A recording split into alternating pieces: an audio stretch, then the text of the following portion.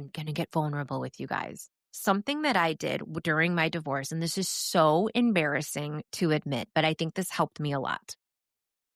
I started daydreaming one day about what my life would look like if you're going through a divorce or thinking about getting a divorce, this is the podcast for you. Hosted by Morgan Stogsdill, the head of family law at the largest family law firm in the country, and comedian Andrea Rappaport, you're going to laugh, you're going to learn, you're going to avoid major divorce mistakes. This is How Not to Suck at Divorce. So Andrea and I have had really long weeks the last few weeks. We've had a lot of icky family things happening all at the same time. And so it was so funny because I was in a total mood. I didn't even know she was in a bad mood either. But I told her I'd had all this family stuff going on and I thought I was going to be super mom. I made like this meal all day long, etc. I go to open up the meal and it is so disgusting. And I'm usually a good cook. I don't know what happened to it. But as soon as I open up the meal and see how disgusting it is, the doorbell rings. And there is Andrea. She did not come, but she sent it. She sent 3 pizzas and a salad just to make me feel better about my day. And it literally saved the day because what I had made was so bad that I threw it all out. Now, on the flip side, after that, I was like, well, now I have to send her and want to send her something for her crappy week. I sent her Korean skincare because I said, don't let all this crap you're going through age you because we can't afford another bad photo shoot. Well, what's funny is that I thought you were going to say, then of course I had to write her a goddamn thank you card, which you know is the bane of my existence. Let me tell you about this skincare you sent me. So of course, like I squealed with delight when I opened the box, which I knew as soon as I saw the outside of the box because it's the same amazing skincare, the masks that you brought with us to LA that we used before the night of the gala. So I open it and I'm like, oh my God, this is going to help me so much. So I pop it on that night, but I forgot to warn Steve that I was wearing this mask. Well, it's not just a mask. It's an overnight mask that you sleep with. So you look Right. like a complete ghost with it on. So I have this, and I'm lying on the couch, and I'm going to act it out. So you could describe to everybody what I'm doing. This is what I looked like. Okay. She's like laying back in an awkward position with her head and her neck like in a weird long position. And she looks like she may be a dead body. So I'm lying on my couch like this, my head cocked back, like very like Weekend at Bernie's, right? Yes. And Steve walks in to the kitchen, the living room, and he goes, ah! He jumps back. Now, mind you, we have been through hell this week, so we are both very easily scared. So he jumps back and he goes, what is that? What is on your face? Oh my God. What is that Michael Myers thing you're wearing? And I said, Morgan sent it. It's to help me look better. And he goes, well, it's not working. But I have to say, I woke up the next day feeling so much better. We got to partner with those people because Do you want to know what is in that mask just for all of our listeners? salmon sperm. Salmon sperm. I read it and I was like, this is disgusting, but I will try it. And I am a complete salmon sperm lover, apparently. Okay. I have so much skincare right now that is loaded with salmon sperm. I mean, I'm going to start my own salmon sperm clinic. I might become a sex worker for salmon in my free time just to collect all the sperm and bathe myself in it. Can you say that fast? Salmon sperm sex worker. That's you. Salmon. So listen, to everyone who's listening to this episode feeling like they're going nowhere in their life right now because of their divorce, look, you could always be a salmon sperm sex worker. Hope is not lost. But listen, if you feel like, in all seriousness, if like I can't even talk. How do we pivot from salmon sperm? You're about to find out. If you feel like somebody hit the pause button on your life, then this episode of How Not to Suck at Divorce is for you. Yeah, this past week, we actually took a poll in our private community. And if you're not in our private community on Facebook, get in there. It's awesome. You don't have to be out with your name. You can be totally confidential, and you're actually going to meet people going through the same things. But shout out to all the members of the How Not to Suck at Divorce community on Facebook, because what we did is we asked them to vote on what kind of topic they want to hear next from us, because we want to be bringing relevant topics to you that you're dealing with on a day-to-day basis. And shockingly, I didn't really see this coming. I thought more like parenting agreement, finances. No, the topic that people wanted to hear about was not feeling like you're living in limbo during your divorce. And that's an overwhelming winner. So here we go. So overall, that feeling is frustrating, right? It feels like sitting and waiting. And I was thinking about it and I realized, like, yeah, because not only do people feel like in the long term, in the big picture, there's so many things you can't do until you're divorced, but also the process itself is a lot of hurry up and wait. You know, you got to get all this stuff out there, like your discovery, and then you just sit and wait. You wait for your email to come back from the attorney. You wait for an email from your soon to be ex to respond to something. You're waiting for a court date. You're waiting to wake up and magically feel better one day. The problem is that if we all just keep focusing on the waiting and all the things that can't happen until the divorce is finalized, then we've given all of our energy and all of our power to something that we can't control. And that is a recipe for resentment and unhappiness. I have a lot of comments about Mhm. what you just said, but first and foremost, I'm kind of scared of you, Mel Robbins. I don't know what happened to my podcast co host, but let's bring her back. Mel Robbins wishes that she had my level of wisdom right now. I bet Mel Robbins is listening to this episode and she's taking notes on what to say to her own people. Or maybe she's laughing at us. Or maybe she's not listening at all because she's Mel fucking Robbins and we're not. But anyway, the point here is that in this conversation, we're going to map out for you some things that you can control and some things that you can do while you're in your divorce process. And then we're going to talk about what you do with those feelings attached to all the shit that you have to wait on. Yep, agreed. All right, I want to start here. So I want you to know this, and this is hard to wrap your brain around because if you are in the divorce process, you do feel like you're just stuck, like you can't do anything. But I want you to know that you're not just treading water anymore. Even though it feels like it's taking forever, you are in the process of change currently. And what I will tell you as a divorce lawyer for a long, long time, I see my clients go through this process of change and they're starting to heal during the divorce process. You're probably not seeing it yourself, but I do, because when I have someone who's very emotional coming in, after a while, they start to heal and start to come out of it. So what I want you to know is you were treading water back when you couldn't rip the Band-Aid off on your marriage. You were treading water when you had not ripped that Band-Aid off and started the divorce process. So what we want to know and what we want to talk about now is here you are now. Everything hurts and everything sucks so much, but you're still moving towards that finish line where you're actually starting to heal. And then once that finish line happens, you really start that healing process much faster. I want to address the word healing for a second because I don't like it. I hate it. I hate the word healing. I hate it almost as much as that stupid phrase, holding space. That Oh, yeah. annoys me too. Mhm. I agree. I mean, I don't really like the word healing. You know, I'm not into woo woo crap. Mm-mm. But it is truly what's happening. You're kind of on this continuum, on this spectrum of, the different stages of going through almost like grief. And so you can call it whatever you want to call it, but who you are at the beginning of the divorce process is not who you're going to be at the end of the divorce process. And even when the divorce is over, you're still going to be changing. So that's what I want you to know.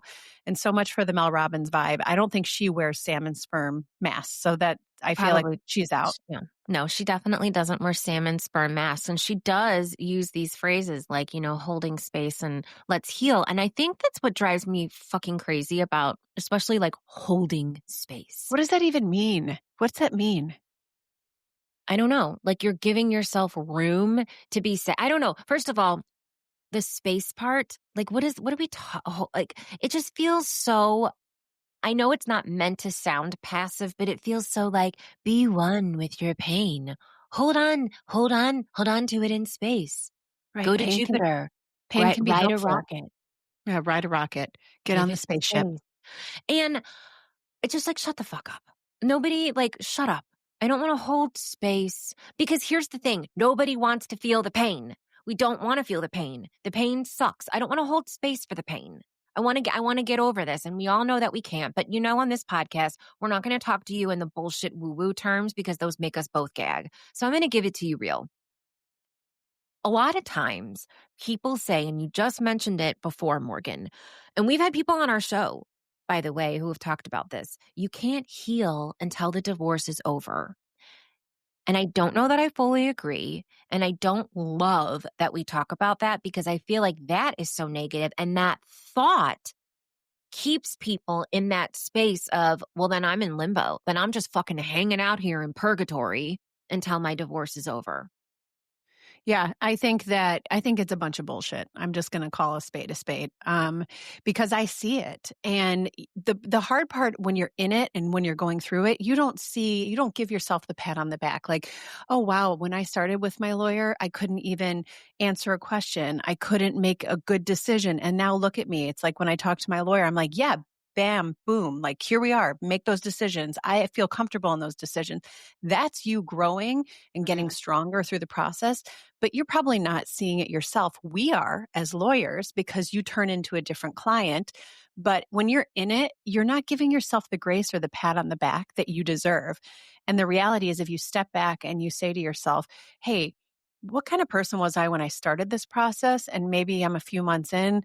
What's changed? Because I guarantee you can find something that's changed, and you should be patting yourself on the back because you're not in limbo. You are on the train that has already left the station in a good way. You're going in the right direction. But going back to what we talked about before, because there is a lot of sitting and waiting. And I think that again, if we keep focusing on the things that's not happening and we're not focusing on what is happening, that's what keeps us feeling stuck and in limbo. I believe that we do get smarter and stronger during this process. I know that I did. You just said you see it all the time. It's tiny little steps. And I was thinking about this when I was putting together the outline for this conversation. And what I came up with is this: these tiny little steps, those little markers are what helps us heal, even if we don't notice it. So here's a metaphor for you all. Your kid falls and scrapes their knee. So what do? You clean it, you put Neosporin on it, maybe a Band-Aid if it's bleeding, and then you leave it alone. You don't stare at it every single minute. You're not watching it heal. It just heals because of all those steps that you took to help the healing process, okay? Now, what if you did nothing? If you put nothing on the scrape, the kid falls and you're like, dumbass, you shouldn't have ridden a bike in the first place. Sit on the couch and watch TV like a normal kid, right? And you don't put anything on the scrape. Is it going to heal? Yeah, but it's probably going to take longer. So let's relate it to what we're talking about. In our case, the tools, the Neosporin, the Band-Aid, the cleaning, all of that stuff.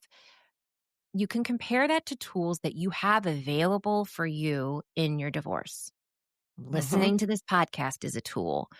Your therapist, utilizing your attorney in the smartest way is a tool. Using our family wizard can be a tool. Changing the way that you communicate with your soon-to-be ex if that's not working.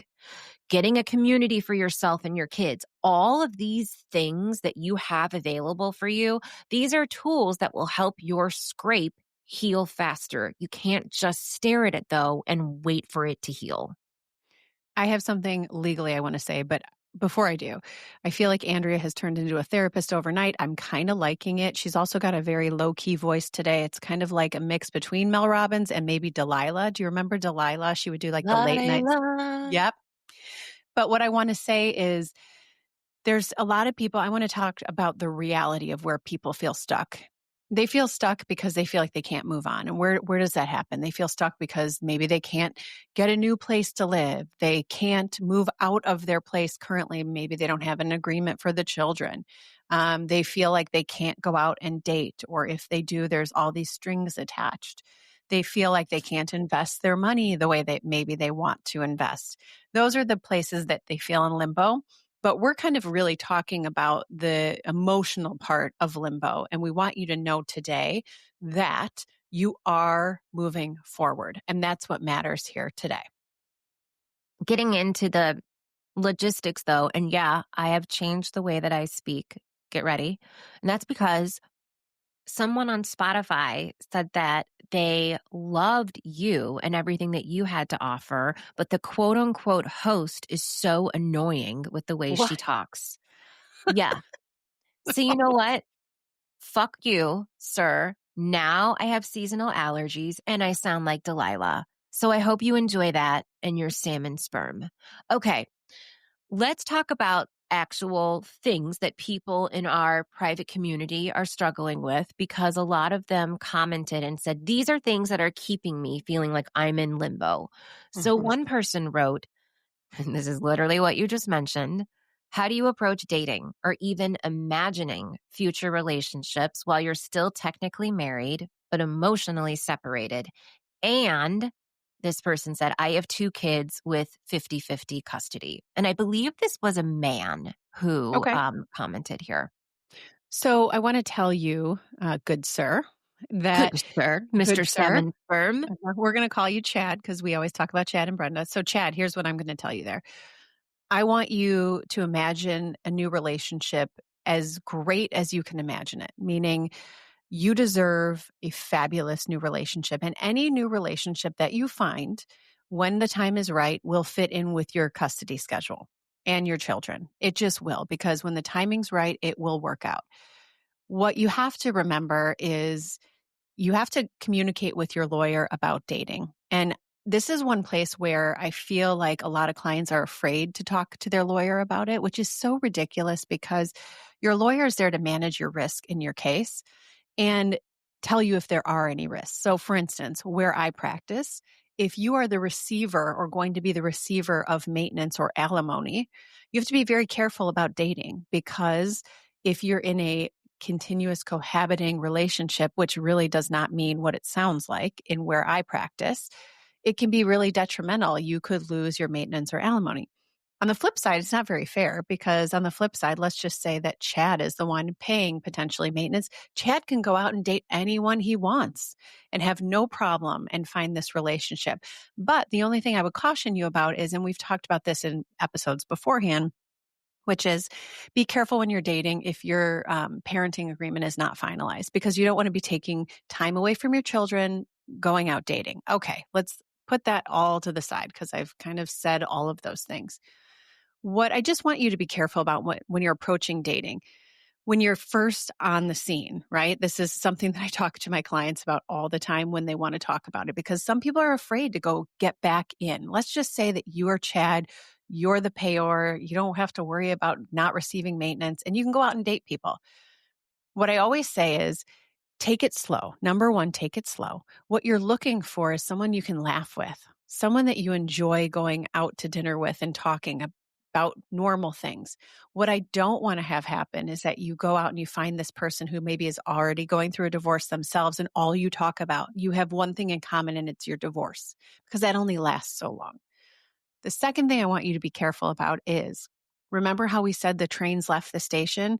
And even though we hate talking about it, you are in the healing process. You are in the healing process. You are not the person that you're going to be in the next few years. So you have to be careful about that when you're starting to date again. Sometimes what I see with clients is the first person that they start dating after their divorce or during the process is the person they kind of grab onto, whether it's right or wrong, because it's fast. They need someone, they feel bad, and that kind of helps it, even though it might not be the person for long term.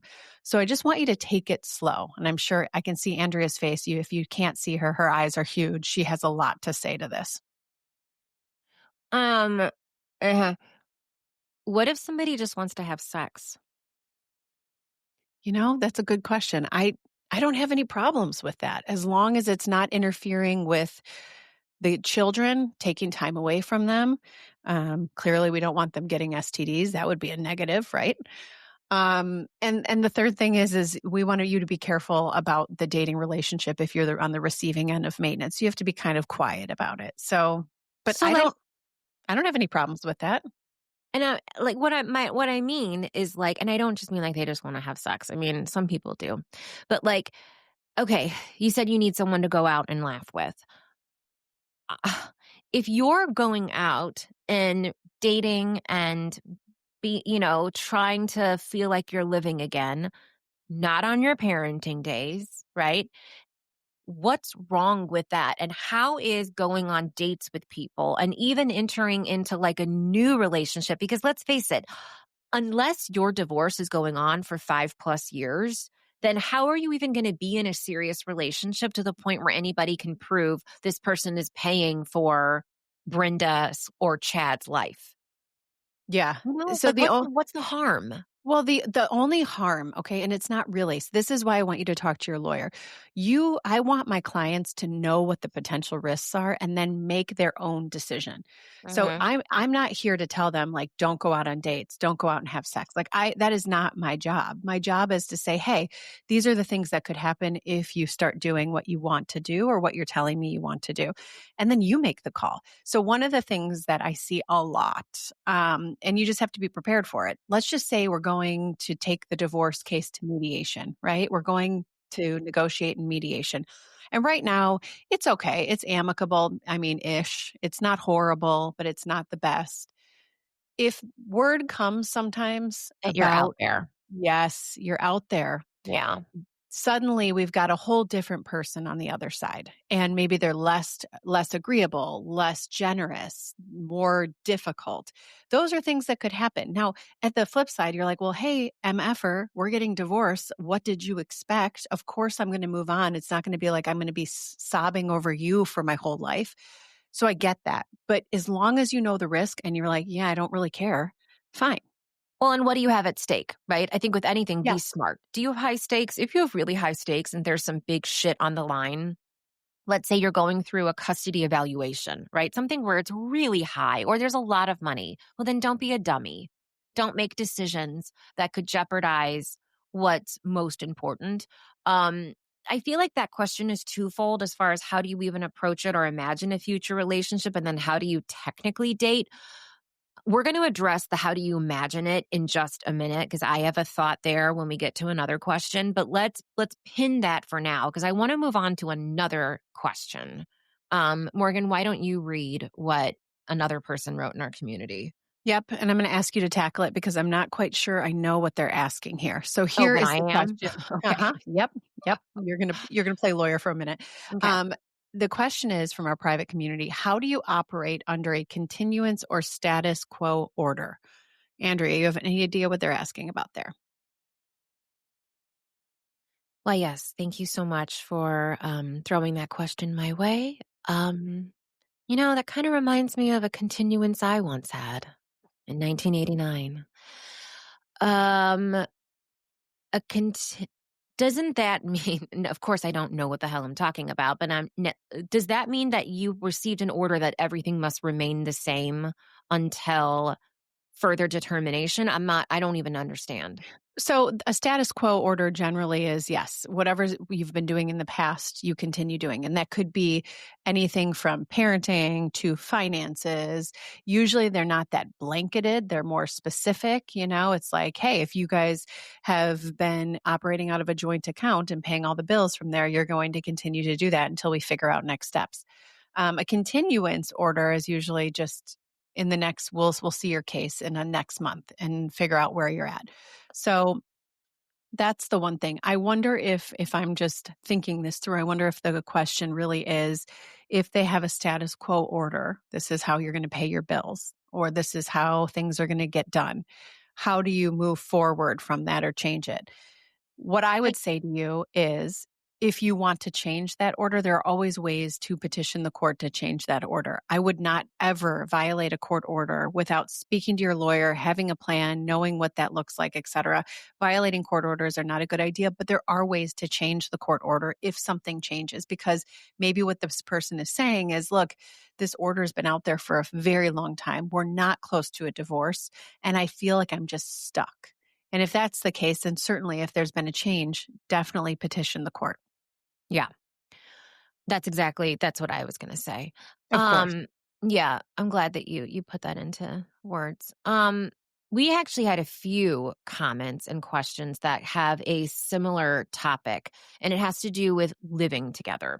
So I want to get into those. One person asked specifically, how do you stay sane living under the same home with no end in sight? It feels like my soon to be ex is very comfortable living like this. That's the worst. It's the worst because one person has all the leverage because they love it, right? They're having their cake and eating it too. They're in the house, they're up in the other one's space, and the other one's probably like, get out of here. We're moving on. What we usually do in those cases, and what you should be doing with your lawyer, is pushing your lawyer either to court, which is always plan B for me, to ask that either one person has to move out or there's a temporary parenting agreement so that one person can move out. Or the other thing that we usually do in these situations where they're really feeling icky because they're both in the house together, we try to get it to mediation to at least put a temporary Band-Aid on the case. There's a few ways we can do that. There's a few, I would say probably three good ways. First way is to work out some agreement where you have a parenting plan or temporary, whether it's final or not. You can do something temporary where someone can move out. That would be like the best thing. Again, if you've got somebody, let's just say Brenda, who's refusing to move out of the house, loves being up in Chad's space, that might be a little difficult to get. The second option is we could work out a temporary agreement on basically who's on parenting for the day. We do this a lot. So Tuesday night is Chad's night. Brenda, go get lost.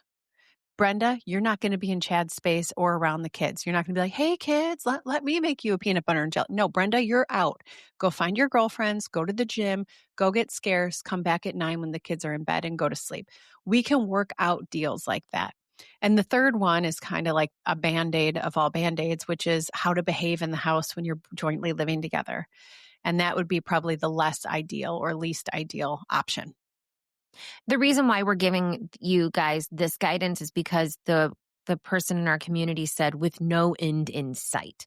So obviously for a lot of people, for almost everybody, you're going to go through a period of time where you just have to navigate living in the house with your ex. And we actually did an entire episode on what do you do mentally and emotionally to keep yourself sane. So go find that episode. I think it's something, if you search living with your ex, it should pop up.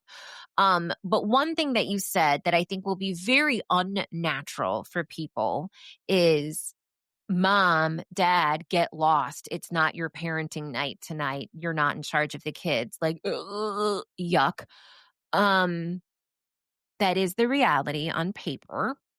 And here's something where it's not living in limbo.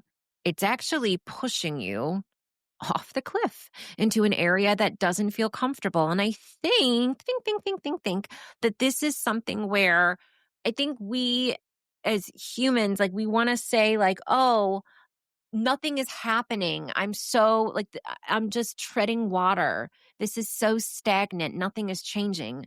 There's actually so much changing, you guys. There's a lot So, changing. It's just not change that we like. And I right. think we need to discern between the two. I want to have one more question about living together because I want to make sure this one gets answered. So somebody else said, what if you're stuck living together for some time and you're trying to make it very cordial for the teens that live in the house? Are you making it weird or harder for them? Are they confused, thinking you guys are so cordial and you can tolerate living together? Why are you even getting a divorce? Does being cordial to each other slow down our teens' acceptance of the divorce? That's a really good question. I think that from what I've seen through my 18 plus years of practicing, coming up on 19, I think that the more cordial you are, the better for your children. If you're stuck together, I want you being cordial. If obviously, I think that the gold standard is to make a choice and be able to execute as fast as possible with the knowledge and with the discussions with a teen child. A teen is way different than small little kids. And Andrea, you and I have put together some discussion points on our website of Mhm. things that how to talk to a child depending on what age they are and how to get like a joint discussion point with the kids. But to answer your question, does it slow their acceptance? I don't think so. I think that teens are a lot smarter than you give them credit for. And you don't want to be anything less than cordial in the house. I mean, I think you're not giving your ex kisses and telling them you love them and doing all that stuff, but cordial does not hurt anything. And then the moment that you can go and set up that new life or set up another place to live, you do that. My point is don't drag it out for longer than it needs to be dragged out unless you're stuck. If you're stuck there because of the court process, because of the divorce process, I totally get it. But if you're stuck there just because you're treading water, because maybe you're feeling like the kids, don't want change, that's kind of where it definitely potentially slows acceptance. It might actually help them in the long run, though, watching you be cordial. I mean, God, that's a great problem to have. I Totally. mean, Jesus, having your kids watch you be courteous and respectful to their mother Mhm. or father, great problem. And one thing I want to You're teaching them how to handle conflict in the future. Yes, you are. That is that you're modeling how to get through a really tough time with your soon to be ex in front of them. I mean, that is such a beautiful thing. And I wish people could do that in every case. And if you're one of the people that are like, who is this couple that can be cordial? I can't. You're not alone. We are not judging you. That is super standard. We just want you to do the best you can.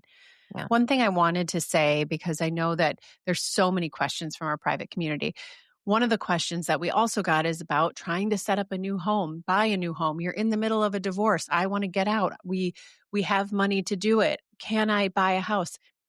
That's something again to talk to your lawyer about. I will tell you in the last few years, I have purchased with a client many houses in the middle of a divorce. So you're not stuck in limbo. There's a way to do it. There's obviously risks with every decision you make in every divorce case, but there's a way to do it. So, you're not 100% stuck where you're like, I have money and I just can't buy a house and I can't move out. There are ways to do it. So, I don't want you to feel like I can never do this in a divorce process. That's just not the case. Okay. I want to help people feel like they're not in limbo. So as we wrap up this episode, I want to really quickly play a game because we love Oh, games. Remember games? yes. Yay. No, don't worry. It's not spin the wheel. We're not bringing back season 2. That was a dark time for us. No salmon sperm. Okay. We're going to play a game called I Give You Permission. So, Morgan, I want you to give quickly 2 things that you're going to give people permission to do while they're still in the divorce process. And don't make your things lame. Like it can't be, I give you permission to have hope, or I give you permission to hold space, or buy a candle that says sad. Buy a candle that says that. Okay. I'm going to go quickly. I think I have 3 things. One, I want to give you permission to pat yourself on the back and tell yourself you're doing a good job. If you woke up and you're making decisions in your divorce case and you've actually ripped that Band-Aid off, you are doing a good job. So That's say, so lame. That's such a lame. you know what, Andrea, I'm going to take back all my salmon sperm. All right. Number 2. Okay. I want to give you permission to go out and do something that's out of your comfort zone. I want you to think about doing something that you've never done before, whether it be taking a class, going to learn how to play some kind of new sport. And you might be saying, I don't have any time. I have kids. I have a divorce. No, you do. Find something that's out of your comfort zone that takes your mind off of the divorce and go and do it, even if it's an hour per week or even if it's online. Do it because that will take your mind off of what you're dealing with. Third thing I want to give you permission for. I want to give you permission, and this might be lame, but I think it's so important. I want to give you permission to give back to somebody else. I want to give you permission to go and volunteer, do something with a charity. And the reason I say that is because what you're going through right now absolutely sucks. But the best thing that you can have is a little bit of perspective when you're going through really hard stuff about what other people are going through. So what I mean by that is if you go and volunteer at a hospital, there are people there dying that don't have the decision to live or die. That is huge perspective. You have the decision to stay or go, and that is enough to go through. But when you get a little bit of perspective about what other people are going through and you give back, man, does it help you through the process that you're going through. So those are my 3 permissions. Mhm. I enjoy the permission of, trying something new. I like that one. I know the other one. I remember when Randy Heller talked to us about giving back to other people, and I do think that that's very admirable. I don't see myself doing it because I think just openly, I think I'm not I never think about You helping. want people to give back to you. Did I just say that out loud? I don't really care that much about other people. No, I mean, I do. But volunteering for the dying is probably not up high on my list of things that'll make me feel better, but I know that it probably will. Like, I'm the girl that runs out of the room when the ASPCA sad dog commercial comes on, or I've convinced myself that all those dogs are actors and they're just fine. Because how do they get the dogs to pose like that? Like, oh, I don't know. I haven't eaten in a week. Yeah, you have. Okay. Here are my permissions now that everyone knows who the asshole is. After you let in with that, I'm very scared about your Yeah, permissions. you should be. Okay, speaking of lame, this first permission is so lame, but I think it's actually a really good idea. I give you permission to make a modern day vision board for what you want. Now, I'm not saying go find magazines and cut shit up and tape it and look like a serial killer, like I know where you live thing. Nobody has time for that. Here's my idea. I want you to open up Canva. It's free for everyone unless you buy the pro account, right? It can be free. In Canva, there are all of these tools for like, you can search for images. Obviously, you can type words, you can do whatever. I want you to have a document where you post pictures and write about all the shit that you want in the next year and the next 5 years. Put it in this. Do you want to take a great trip? Do you want to have a steamy love affair with somebody who doesn't speak English? Do you want to cover your face in salmon sperm nightly? Do you want to lose 20 pounds? Do you want to have a promotion? What are the things that you want, and put it out there? Get brave and talk about what you really want. Okay, my other permission, and I feel like I'm playing beat the clock because I have therapy in 7 minutes, not here. So I'm gonna get vulnerable with you guys. Something that I did during my divorce, and this is so embarrassing to admit, but I think this helped me a lot. I started daydreaming one day about what my life would look like if I had married he wasn't my first boyfriend, but he was like my second boyfriend. And I really liked him. If he's listening to this episode right now, I'm just gonna vomit all over myself. But I really liked him. I think I was in love with him, and clearly did not marry him. But I imagined, like, I did a deep dive one day. I remember where I was driving in the car, and I thought about what life would have been like if I made a different decision, and if it would have worked. And I realized how happy that made me and how giddy I got at the idea of being in a relationship with someone whom you had such great memories with.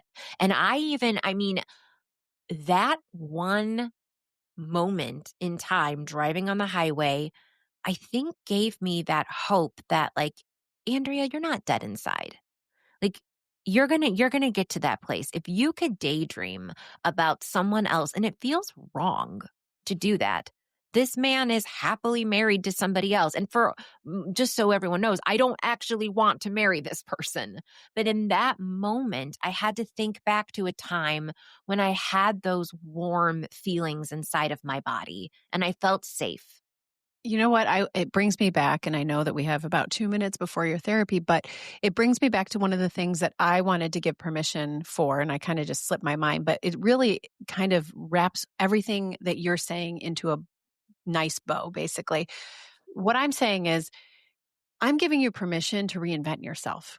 And Mm-hmm. that might be doing the mood board. It might be daydreaming about your ex, reinventing yourself. It's like when you go to high school. Who do you want to be? You want to be somebody new? Then you go to college. You're somebody new. You are coming out of a divorce. Be whoever you want to be. You are not that person in that last marriage. So who are you? And daydream about that.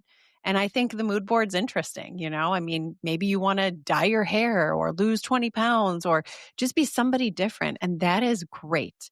That's fantastic. So, all right, we're going to wrap this. If you're not part of our private community, join it. There's so many helpful tidbits on there. Get yourself a copy of the DCC that we have on our website and all of our helpful guides. We are here for you. We do this show for you. And anything you want to hear about, we take into consideration. If you need lawyer options, wherever you are, we don't care if it's in the US, in Canada. Apparently, we have a lot of listeners in London and Cape Town. We will get you lawyers. Just email us. We will respond to every email. Remember the analogy or the metaphor about the scrape. You are healing. I hate that word, but you are healing. You are getting better. You just don't want to sit there and watch it. Little tiny things are happening every day that are moving you closer to the finish line. And while you feel like you're just sitting and doing nothing, number one, run things by your attorney. Maybe there is more that you can do. Maybe there are things that you think you can't do that you really can. And if there are things that you can't, you have to just say, okay, right now I can't. I can daydream, though, about what life could be like. See that as a gift. What do you really want? You can make as many vision boards and mood boards as your heart wants. And maybe they could be for your kids, too. If your kids are really suffering right now, what do you want their life to look like? Yep. Everything that's a negative can be flipped and looked at as something positive. And I know you guys are about to punch me in the face right now because I sound so Mel Robbins, Brene Brown, and it's not meant to sound empty in that way. Believe me, I went through this. I know how horrible and awful it is. But guess what? You don't have a choice in what you're in, but you have a choice in how you look at it. So you can either look at it as I'm fucking stuck, I'm in limbo, nothing is happening, or you can look at it as I get this time. I get this time to figure things out, to take it slow, to take a breath and make sure that my next chapter is truly the healthiest and happiest chapter possible. Divorce is a marathon. It is not a sprint. Andrea and I talk about this all the time. Not every day is going to be a good day. Sometimes it's day by day. Other times it's hour by hour. And guess what? That is okay because we are here for you. Whatever you need, get in contact with us. If you will, please leave us a review. It helps us get great guests on and continue this podcast. And remember, friends, on the days when you think you can't do it, guess what? You are doing it because you've got this. And we, my friends, have got you. The How Not to Suck a Divorce podcast cannot be copied or rebroadcast without consent. This podcast does not contain legal advice. The information contained herein and provided on the podcast and resources available are not intended and shall not be construed as legal advice.